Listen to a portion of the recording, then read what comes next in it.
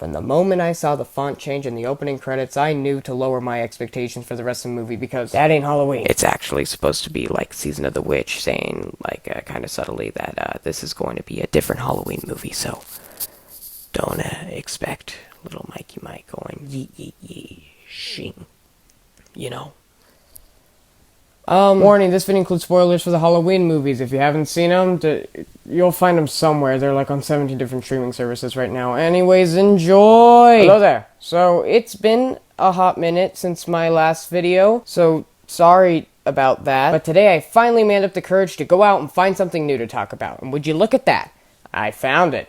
Huzzah! About last week or so, I saw David Gordon Green's Halloween Ends, the long-awaited conclusion to the Halloween franchise. Well, at least, the conclusion to this specific timeline. I'm utterly shocked the team behind this had the balls to put ends in the title. Like, come on, Freddy's Dead, The Final Nightmare. 2 more movies. Friday the 13th, The Final Chapter.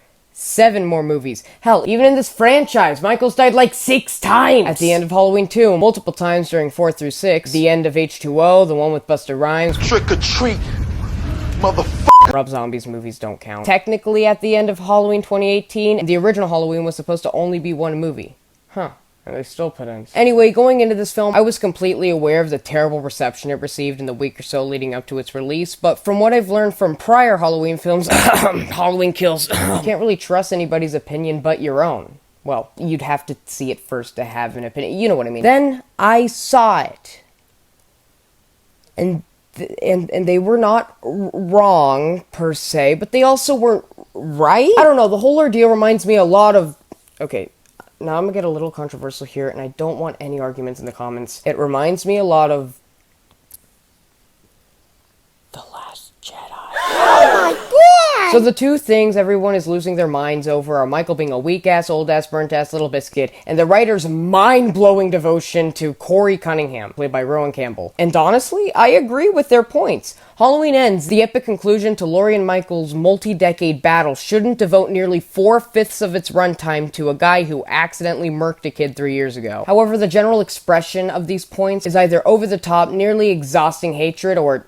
Actually, that's about it. This was so lazy. This was so lazy. My man Michael is a bitch. He is a bitch. He is a pussy. Halloween Ends. Halloween ends my ass. More like Halloween sucks. Nobody thinks this film is flawless. I sure don't. But I also don't think it's as bad as everyone else is acting. It's not completely unwatchable. However, the reaction isn't necessarily from the film itself, but rather a product of the extremely false advertising. All of the marketing materials made this out to be a massive event to cap off the H40 saga, when in reality, it's more of a Joker/Fight Club story that just so happens to have Mikey Mike in it. Now, though it seems I'm defending it, I in no way think that this is a good movie. It sucks a lot. Not only as a Michael Myers movie, but as a movie on its own. And I'd like to specify, I'm saying Michael Myers instead of Halloween because Season of the Witch is a Halloween movie, but not a Michael Myers movie. So, the dialogue in Halloween Ends was super one-noted and included some of the most predictable lines in cinema history. From what I remember, they luckily didn't stoop as low as "he's right behind me, isn't he?" But still pretty bad. After the opening sequence, which is actually pretty good and pretty shocking, I'll give it that. But pretty much everything after the opening sequence is shot like if an episode of The Office were directed by Baz Luhrmann. The acting is actually not bad, I'll give it that, but there's not really any technical aspects that are special. From what I've seen, this is the first Halloween film that's actually painted Haddonfield out to be a small town. Everything just feels so, well, small and like kind of mom and pop shop like, you know? I kinda dig it. However, the issue lies more with how underutilized the setting is. Though the town feels smaller than ever before, we only saw the same 5 locations over and over again with nothing else to add each time, which made it feel kind of cheap. And yes, that probably has to do with the fact that the first 2 films in the trilogy, no matter what you think of them, were blockbuster-like, and honestly kind of impressive as a horror film. And I mean blockbuster as in it was, like, made like one, not that it was one, because, COVID. Alright, I'm done dilly-dallying. Let's talk about Corey Cunningham. This son of an incest-exercising mother. Oh my god. I'm not gonna lie to you, I kinda like this dude. Watching him spiral into madness was fun to watch, and after a while, I didn't really mind it. Why? Because I started to become genuinely interested in his character arc, as it was the main focus of the film, and it got me to forget that I was seeing a Halloween movie. Oh wait, there's Jamie Lee Curtis again. But if she's right there, then where's Michael? We haven't seen Michael for the past 40 minutes. This movie sucks! But the way Corey went insane was Very Loomisy, I'll say that. I don't know, that kind of Bonnie and Clyde rom-com thing got annoying after a while, and the whole thing about Allison trying to find a date was so boring. But Corey was a decent character that was just in the wrong movie. Now let's talk about Michael.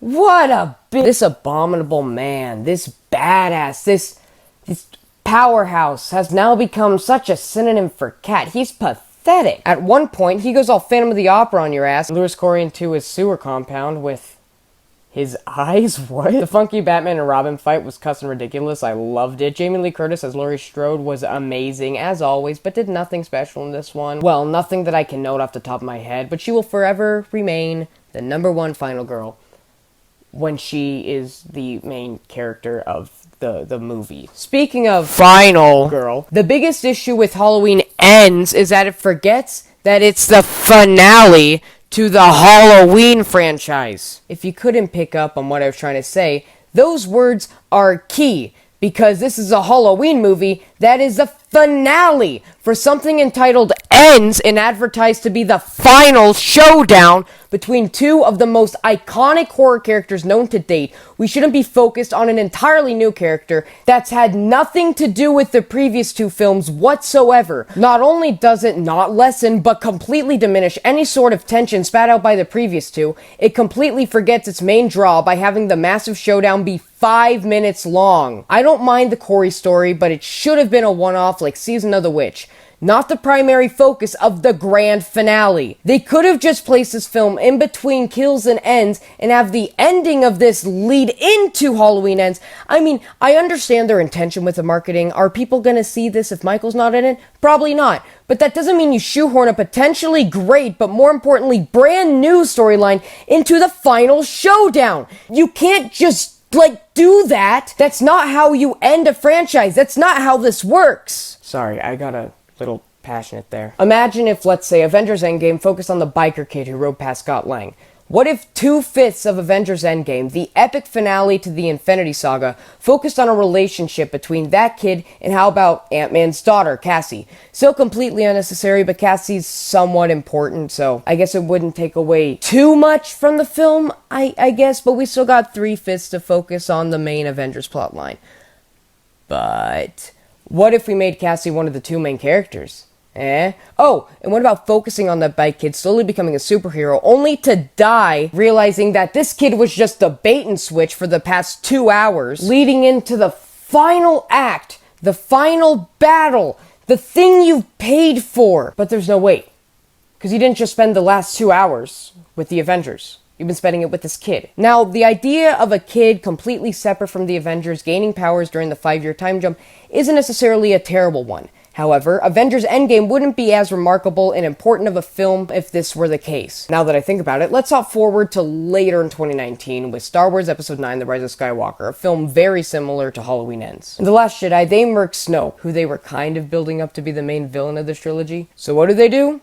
Zombie Palpatine. You know, the only logical decision. However, for as minimally planned as the sequel trilogy was, at least the reason for bringing Ka-Chow Fingers back wasn't just to be quirky and different in the final installment. They were trying to save their asses in a very lazy way by bringing back a legacy character. Not to mention, this guy definitely died in Return of the Jedi. No doubt about it.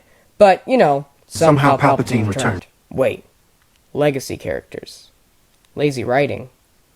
Doesn't that ring a bell? Why, yes it does. Halloween Kills. Listen, I kinda like Halloween Kills. The titular kills are cool and the firefighter scene was badass. But Evil Dies Tonight and the whole rock or brick scene, I don't remember, with Lindsay Wallace was just exhausting. None of the legacy characters but Tommy, who wasn't even played by the original actor, you know, because as if that mattered, added anything to the story, and he was really annoying. Speaking of kills, the kills in Halloween Ends were fine. The Fargo scene at the end was gruesome. I like it. The DJ jockey kill was that one. I can still feel that in my throat. The final battle between Michael and Laurie was really cool, but felt really short until it, kept on going, so that was kind of weird. Also, Michael getting beaten up by Corey only to have the strongest quads I've seen on an 80-year-old was hilarious. And the way he died was gruesome, but, it took forever. They should have just pulled an H2O and decapitated him. Just saying. There was no... Why'd they crucify him? What the hell? Also, nice Spider-Man 2 reference. I was cackling like Yoda from Wicked. What a world! What a world! And pleh. How come, in between Halloween and Halloween 2018, Laurie turned her house into a bunker? She lost her child. She was ready for this guy, Michael, to escape. Michael was in a mental asylum. She knew he was going to escape, so she was prepared. She had her house turned into a bunker.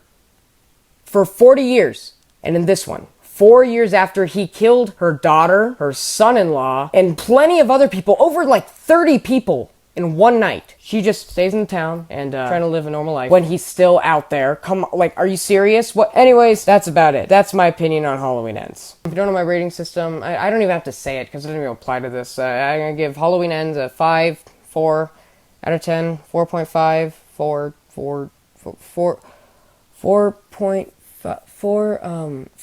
4 out of 10. Not good, but not good. Anyway, that's all I got for you right now. I can't say anything. I wrote a whole Werewolf by Night video, but I don't even think I'll be able to get that out in time, so don't really expect anything from me for maybe the next week or so. But yeah, thank you all so much for watching. Stay gold, everyone.